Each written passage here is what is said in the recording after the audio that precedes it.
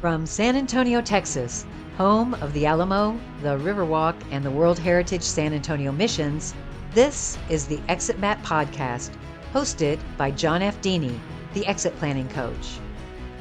Designed to help advisors who work with business owners, John talks with top professionals in the exit planning field about best practices, marketing tips, and how to be more effective when working with owners. Now, here's John F. Dini. Welcome to today's edition of the ExitMap Podcast, which is hosted by the Exit Planning Coach. That's me. I'm John F. Dini. And my guest today is Blair Koch. Blair is a longtime friend, and she is an architect and exit planning advisor who partners with other advisors. You know, we say this is a team sport to help business owners prepare themselves and their business for successful transitions. I like this line in your bio, Blair. Her work focuses on turning chaos into clarity by reducing owner dependence, strengthening leadership teams, and helping owners make intentional decisions well before transitions on the horizon. Certainly, we are simpatico in our purposes and in our love of working with business owners. And I'll start out with my usual question, Blair. How did you get from wherever you started out to here?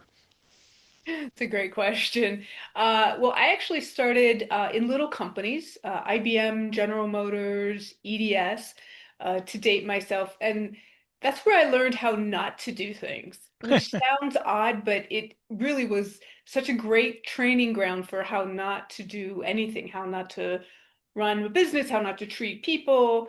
And so in the moment, it was really not the best experience, but long term, it was like, thank God I had that because I learned so much.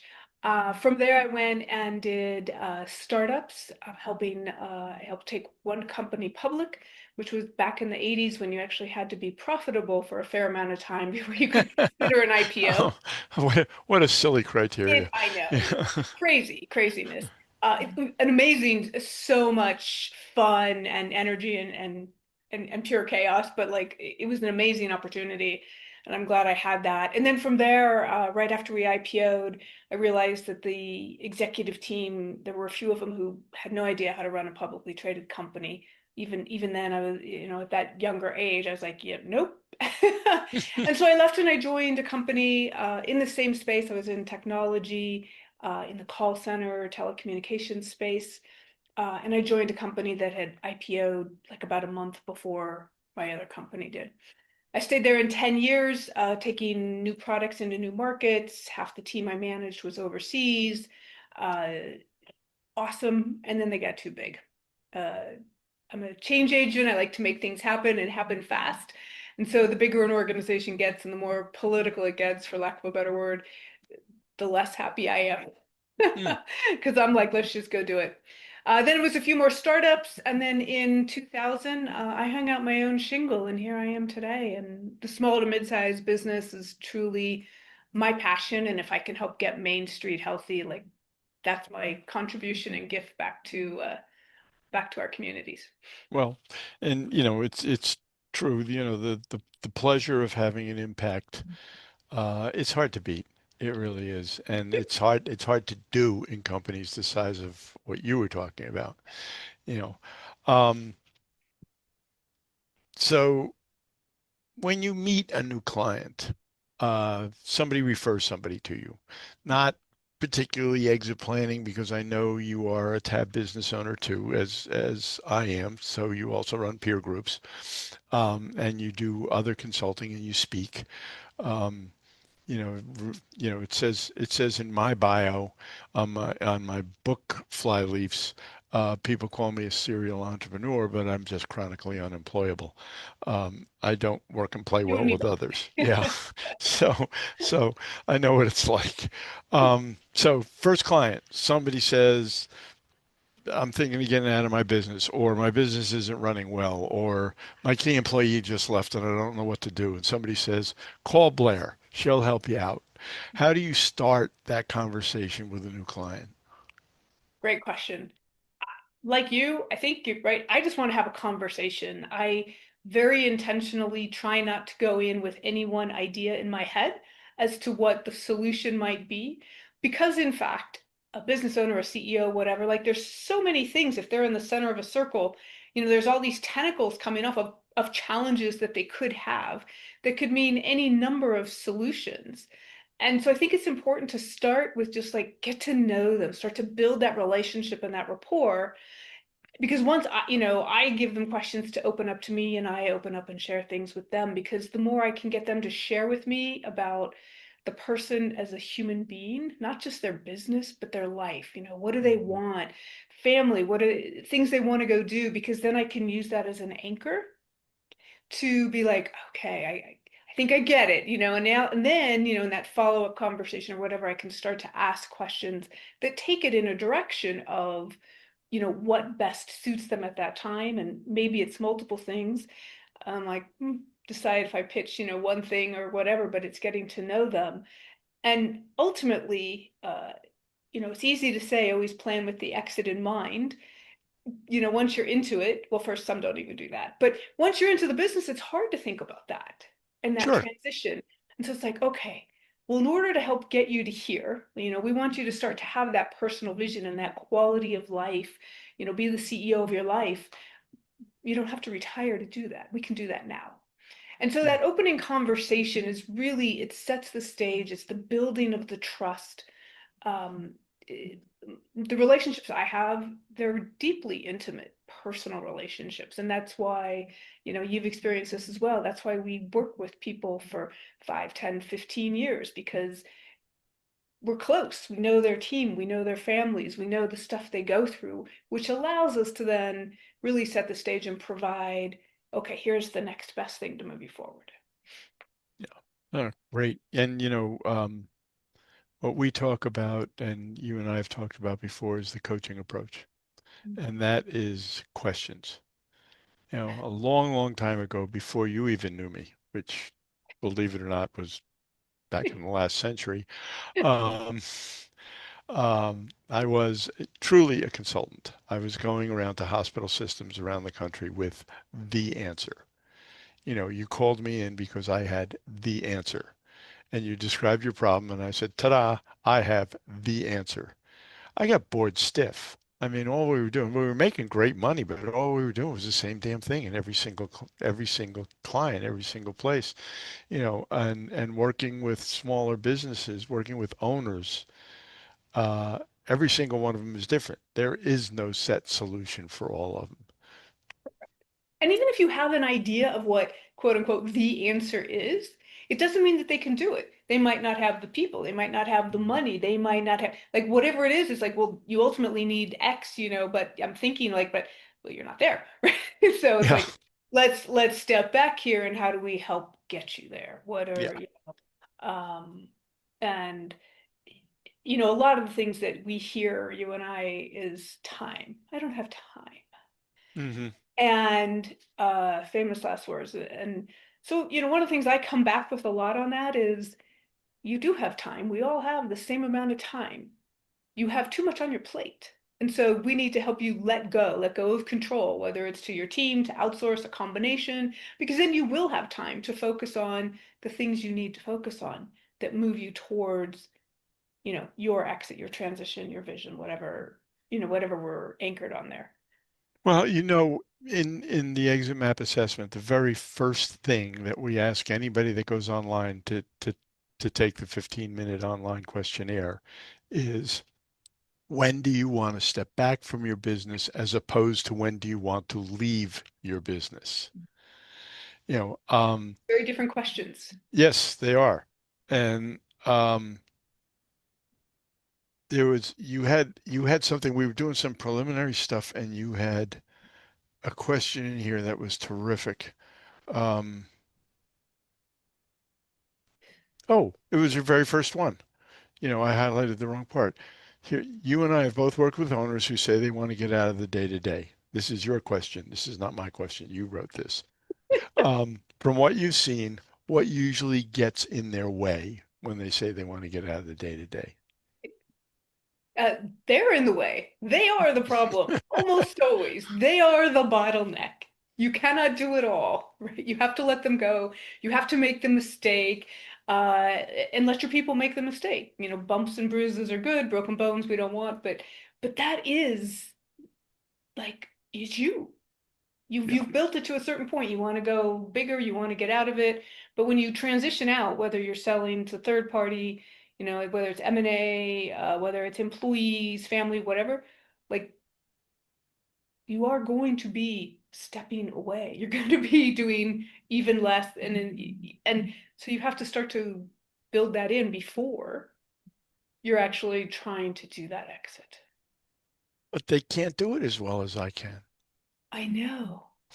They might actually do it better. Or they just do it different, and different is okay. And that is part of, I mean, I'm certainly guilty of this.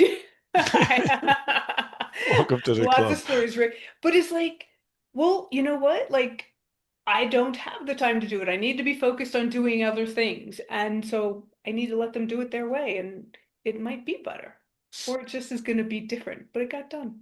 That's that's my argument every time I coach a business owner on hiring an assistant.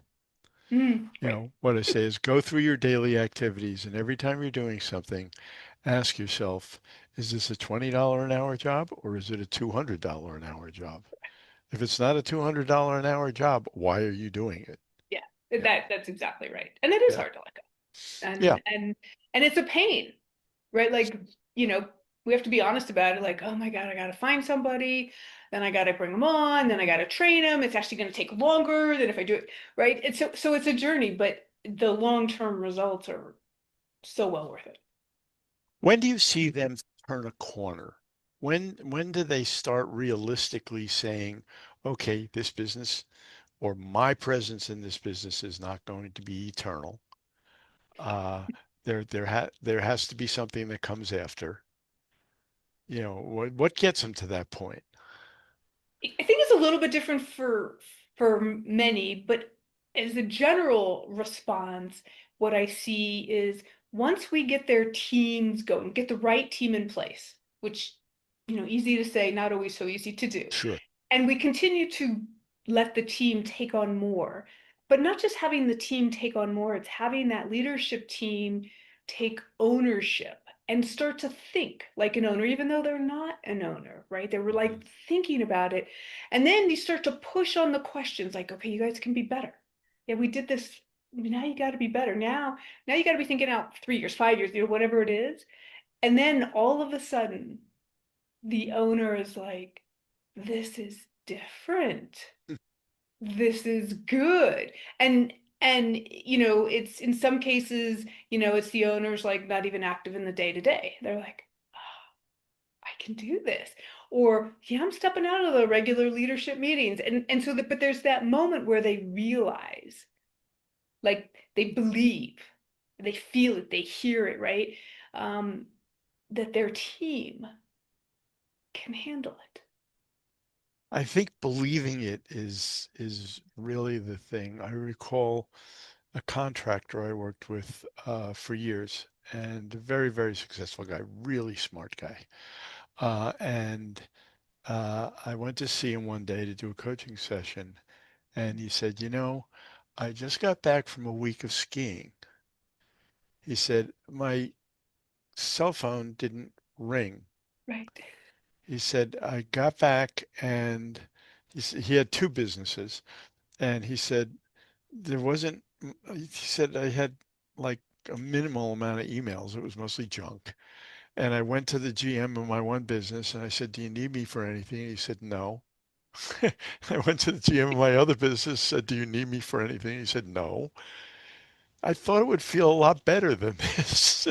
Which that's such a great story because that does, right? Because the other half of that, right? So the first part is believing, seeing that experiential piece, like, oh, they have this. And Yeah. then it's the, well, now what? What do I do?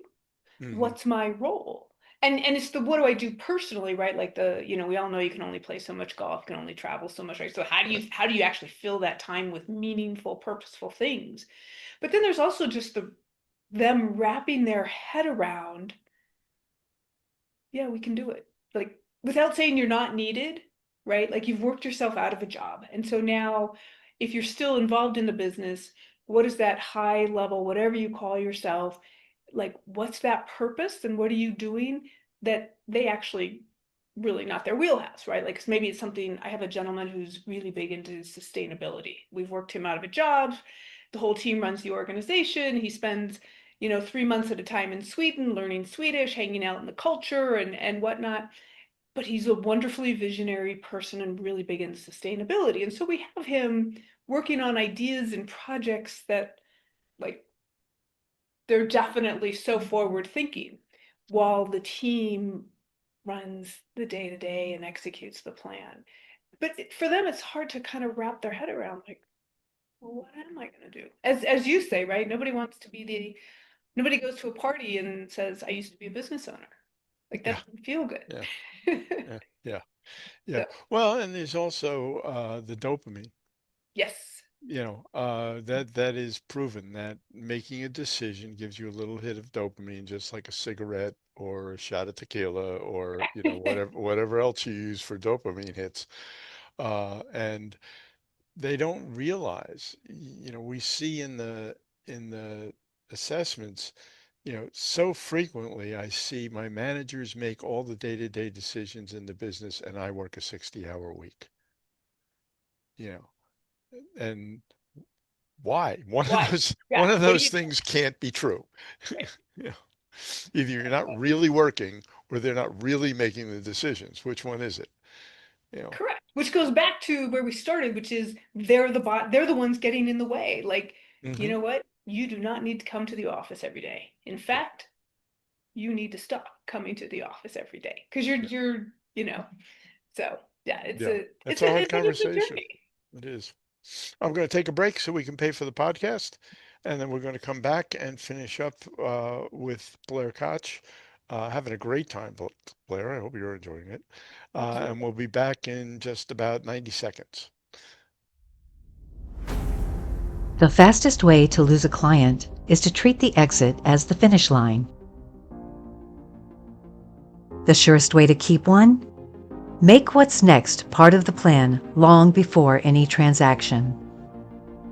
ExitMap changes everything and turns next step planning into your strongest retention tool. ExitMap is the only structured discovery system built to be the first step in every advisory relationship. The 5-meeting process helps advisors guide owners through the essentials of successful transition planning, financial readiness, business readiness, and personal readiness, so they gain real clarity about what life looks like after the business. You guide the process by facilitating deeper conversations. They own the plan by discovering their own priorities and defining what success truly looks like. The result? A documented set of goals, a personal vision, and a prioritized action plan. Built by the client, giving them clarity about their future and giving you a roadmap for supporting it. ExitMap. You guide it, they own it. Take a test drive at exitmap.com.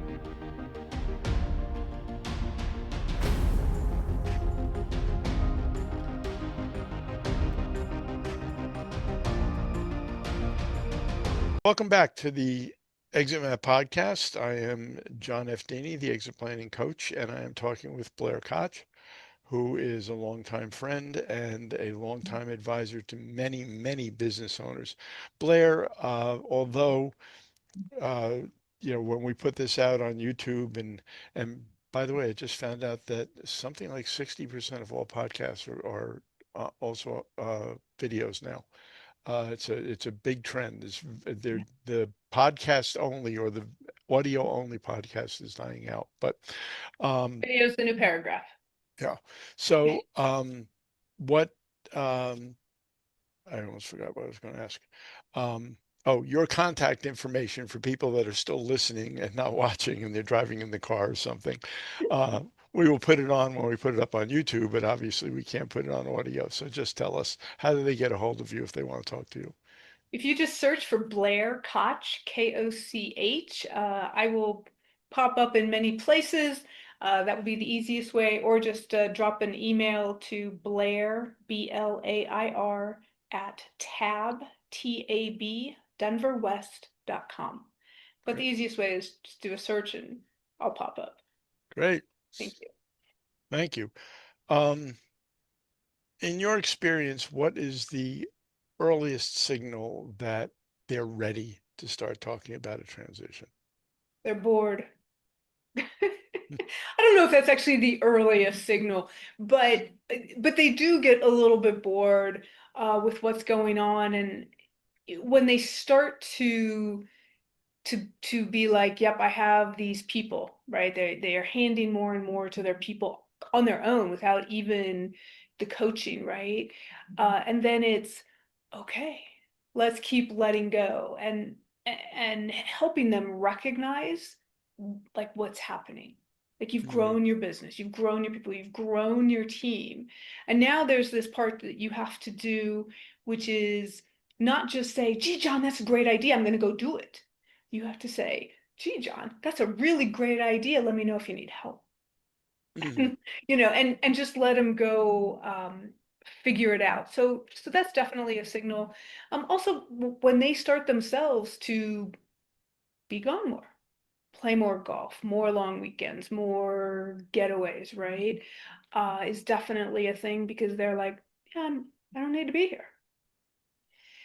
So that's the signal. And then there's the more, I don't want to call it a negative signal, but then there's just the tired, I'm done, I'm frustrated with everybody and everything, which is actually a bit late, right? Because at that Yeah. point they're Yeah. already like, been trying to get here and they haven't. But nonetheless, it is a signal, and let's try and figure out the best way out Yeah. for you. Now, it's funny because I said it in a podcast I did for somebody else a couple of weeks ago.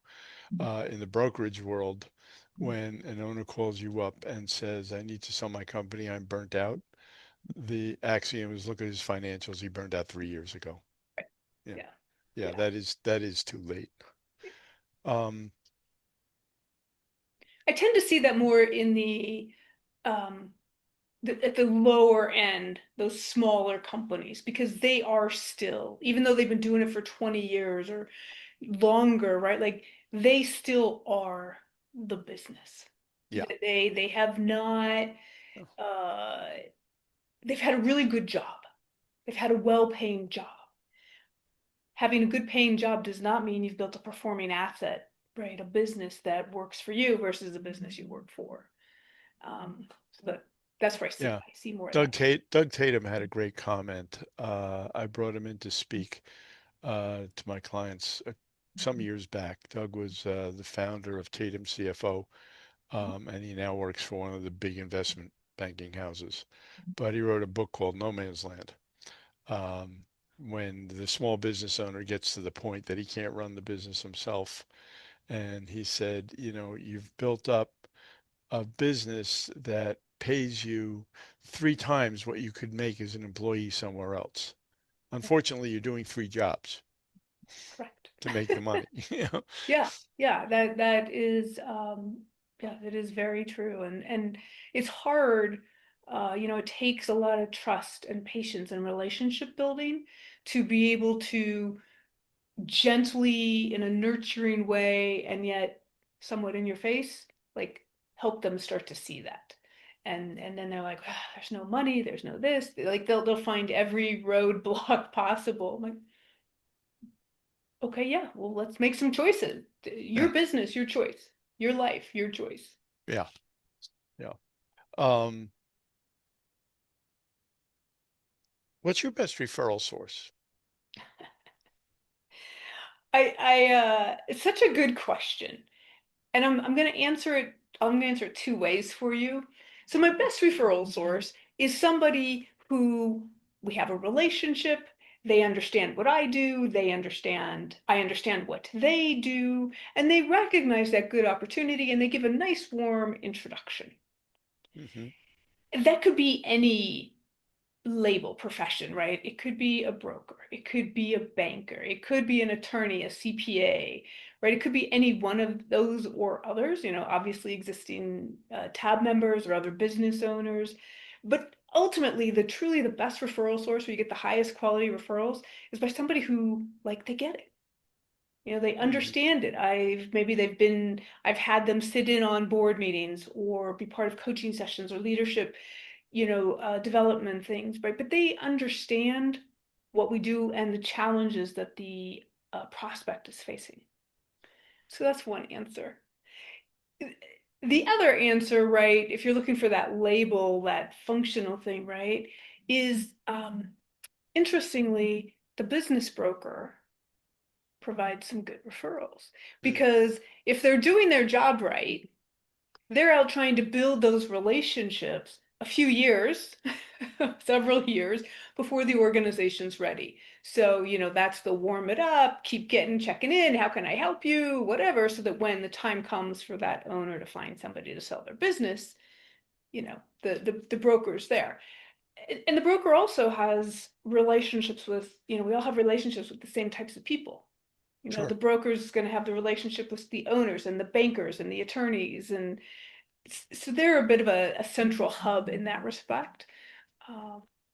I hope that answers the question. Yes, it does. It Right. does. And it's funny, the ExitMap tools I originally started developing for myself when I was a business broker, and the clip that I use, the soundbite I use all the time is because people were calling me up and saying, I'm ready to sell my business. And you go in and take a look and say, oh, you're so not ready to sell your business. Right. So I started creating these things to help coach people forward. And, wound up being this company where, hopefully lots more people, I mean, a lot of people use them, but lots more would be great too, because it really is about digging in and all the things you're talking about the personal relationships of it. Um, we use the Teddy Roosevelt saying all the time. People don't care what you know until they know that you care. Um, Their baby, right? Very personal. we started out saying, it takes a team, and all the exit planning organizations have that in common. They all talk about the need to have a team, but yet you should have your team before it's your exit planning team. I mean, Yeah. not, you're, as a matter of fact, it's probably a different team because, as you know, transactions are not within the purview of every attorney and they're not within the purview of every CPA. It's a kind of different world once you move into that phase. Um, who would you put on a business owner's team in the never do without category? Great question. Love it. So a coach, you need the quarterback, and that's your coach. Mhm. You absolutely positively must have a good CPA. And I'm going to put a little asterisk by the CPA because there's some CPAs who they like doing the yearly taxes, and they're going to look at things just from how do I help make it easier for me to do that tax return, which is important. But you Mhm. also need that CPA that actually understands how you've got your book set up or helps you set your books up. And maybe it's not a CPA that does this, so that you can actually use your books to help you run a business, not help your CPA do your file. And they're both super important, but your financials are a tool, right? Right. And if you have somebody guiding you along the way, you should be learning all types of, or certainly a number of different tax strategies, things to plan for. It also, if you start to build that relationship, you're having conversations for when it does come time for the transaction. And you'll have a better understanding of, maybe not the full understanding, because a lot of CPAs don't actually do tax planning for the business. Right. Or maybe they don't do it as well as others who specialize in it. But understanding like really what does that look like? Because they're depending on who you are and your family, the trust, all it, like there's a lot of avenues to go and to understand. So definitely your coach, right? Your quarterback, your CPA, moan and groan if you want. You need a good attorney. Mhm. And in some cases, you might have that one generalist, but you also need to have access to the specialist, because most are going to have some type of an HR problem or, whatever. So you need to have the right resources available. I would also say a key part of your team, trying to keep it manageable, is a wealth planner, a financial manager, whatever you want to call them, because in fact, in preparation for your transition, where are you? Where do you need to be? What does that look like? And they have a very unique and important skill set to understand. And it's that third party that's gonna, like, you're here, you're this, you're that, and help you on that investment piece. For many of their businesses, their biggest asset, maybe next to their home, or maybe it is their business. But you need to understand where you're putting your money and make sure it's something you know about. Yeah, for most. I mean, for most business owners, the numbers say it's the business is between 50 and 70% of their net worth. Yeah. You um, and what they don't understand is it's a liquid. Correct. They can't just sell it. It's a lot. Right. Yeah, yeah. Yeah. No, I have a CPA who only does small business. He Right. doesn't do any personal accounts except owners. Mhm. And he's got a ceiling too. If a company is bigger than a certain amount, he says, well, this isn't really for me. And I think that's key. Oh, that's cool. That's Yeah. key. If you need advisors who will tell you when they don't know something you need. Yes, I You know, agree. Yeah. that's that That's a really may, good model on that yeah, person's part. yeah. Um, yeah, my CPA threw an anniversary party, a company anniversary, Mhm. and he invited all his clients out to a restaurant for dinner. And they had a mic set up where people could come up and give testimonials to him. Yeah. And the very first, who was a business owner, because every one of us was a business owner. The very first guy to stand up said, we'll call him Bob. That's not his name. He said, I've been working with Bob for 35 years and I'm not in jail yet. That's a good line. Yeah. That is a very good line. Bob is a bit aggressive, which, And that's not for everybody, right? Like there's some people who are like, do everything you can, mhm, keep me legal, but like I'm okay to be on the bleeding edge.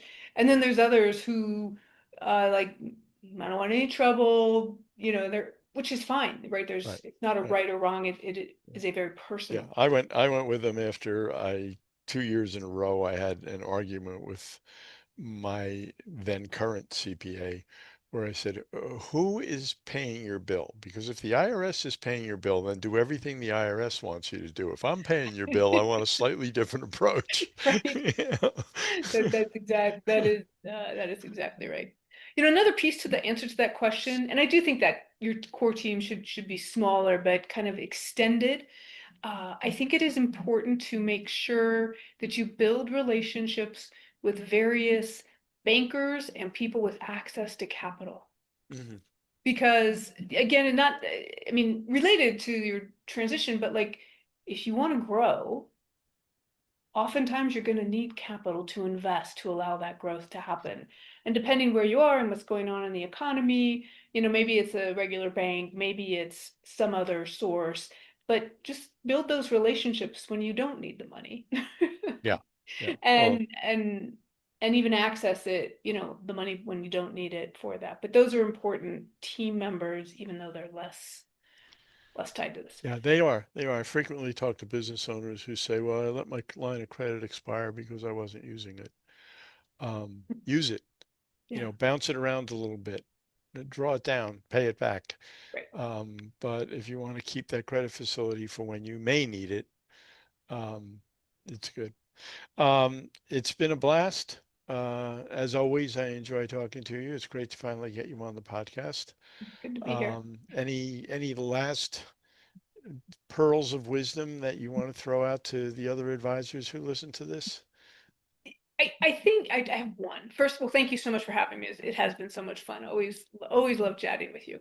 I think from an advisor perspective, and you know this inherently, but like that relationship is so important. If you just go in and you just start talking business, or you do the superficial, how are you, right? Like that doesn't count. Like it Mhm. counts, but like you need to be really deep and know what's going on in their personal life, good, bad, and indifferent, because it matters, and it matters to them. And the more they trust you, the more they're going to reach out. Can you help me? Even if it's not something for you, can you introduce me to? But I think building those relationships, and letting them know, as you know, the Teddy Roosevelt quote, they don't know how, they don't care how much you know until they know how much you care. Like you have to care genuinely. So that's my last pearl of wisdom. Well, thank you very much. Blair Koch, it has been a joy. And as you just said, it is always a joy talking to you. And thank you very much for being on. And we will do this again somewhere down the road. Looking forward to it. Thanks, John. Have a great day.